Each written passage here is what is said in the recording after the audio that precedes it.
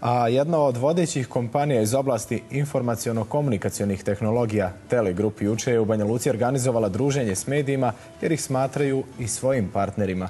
A oblast informaciono-komunikacionih tehnologija jedna je od najperspektivnijih u svijetu, ali i kod nas. Stručnjaci iz oblasti informacionih tehnologija su među najtraženijim i najplaćenijim u svijetu. Rijetke su oblasti u kojima naša država može da prati svjetske trendove, ali u ovoj oblasti ostvarujemo zavidne rezultate.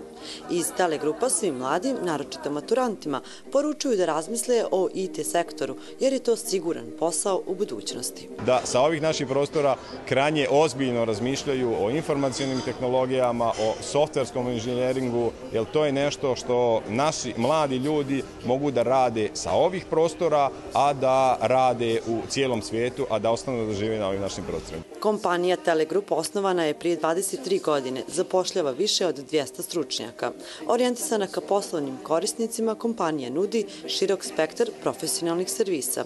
Nastojimo i čemu težimo u narednom periodu je upravo bavljenje tim tehnologijama, uvođenje tih tehnologija i nuđenje svojim korisnicima usluga iz clouda.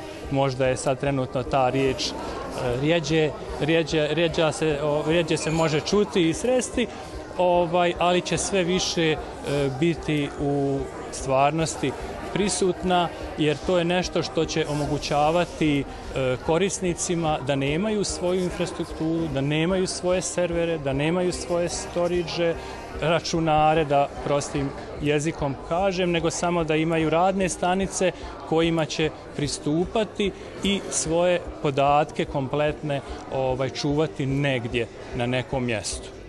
Pozicionirajući se kao pouzdan tehnološki partner mnogih značajnih preduzeća, državnih institucija i organizacija u Srbiji, Bosni i Hercegovini, Crnoj Gori, Makedoniji i Bugarskoj, Telegrup nastavlja širenje poslovnog tržišta na zemlje Bliskog istoka i Afrike.